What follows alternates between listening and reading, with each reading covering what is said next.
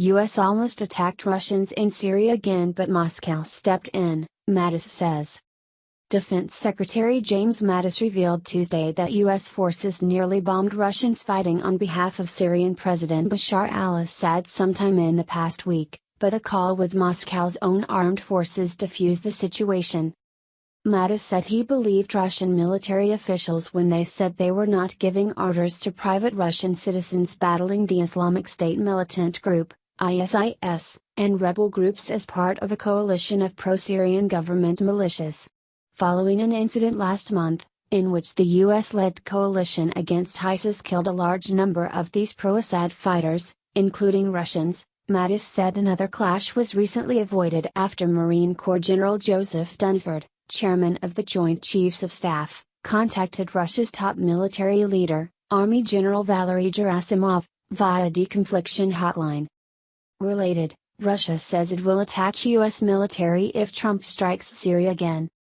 There were other Russian elements like this moving across the deconfliction line, which is the river, as you know, into an area that we'd agreed with the Russians they could operate in, as they had allowed us to operate basically to the west of the river, up at Tabqa and around Raqqa. We'd agreed for them being slightly east of the river at Deir Ezzor, Mattis told reporters at the Pentagon. These were forces moving into more advanced positions, too close.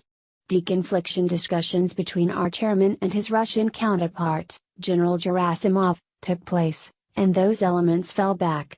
So we have also drawn off slightly in order to maintain a deconfliction between the elements there, he continued. So it looks like, this time, it was resolved through the deconfliction communication line. It did not, you know, go into harm's way, as it did there a month ago, he added.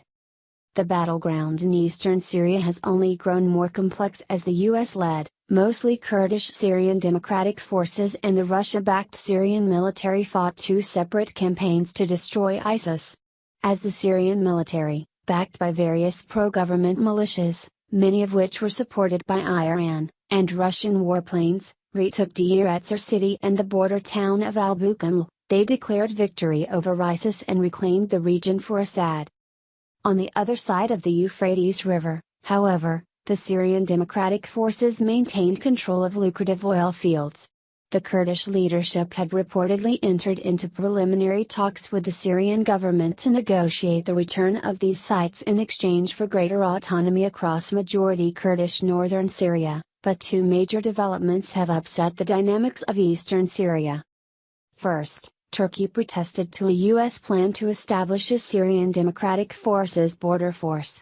Turkish President Recep Tayyip Erdogan threatened to crush the U.S.-backed Kurdish terror army he accused of being linked to the banned Kurdistan Workers' Party, PKK, that has waged a decades-long separatist guerrilla war in Turkey. Turkey rallied its rebel, once CIA-backed Free Syrian Army allies in January to take the Kurd-held town of Afrin, and Kurdish fighters have left the US-led coalition frontlines in eastern Syria to resist the spreading Turkish invasion alongside pro-Syrian government forces as part of a deal with Assad. Not long after, the mostly Arab faction of the Syrian Democratic Forces in eastern Syria said they had come under attack by pro-Syrian government forces.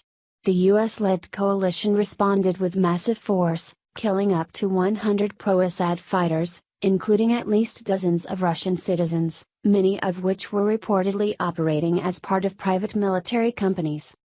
Russia stated it had no control over Russian nationals working outside the military, but blamed the US for provoking the attack and denied coalition claims that the US had contacted Russian military officials before, during and after the attack.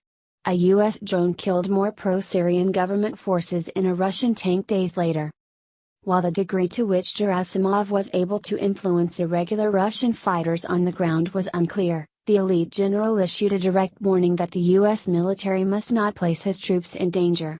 As negotiations over the evacuation of civilians and rebels from the insurgent-held districts outside of Damascus accompanied a violent Syrian air campaign earlier this month, U.S. Ambassador to the United Nations Nikki Haley warned that the United States remains prepared to act in response to reports of chemical weapons and civilian casualties.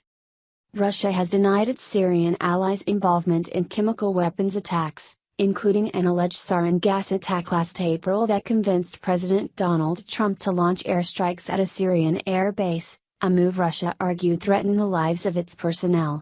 In response to Haley's renewed threat against the Syrian military, Gerasimov said he would take retaliatory measures to target both their missiles and their delivery vehicles if Russian lives were put in harm's way.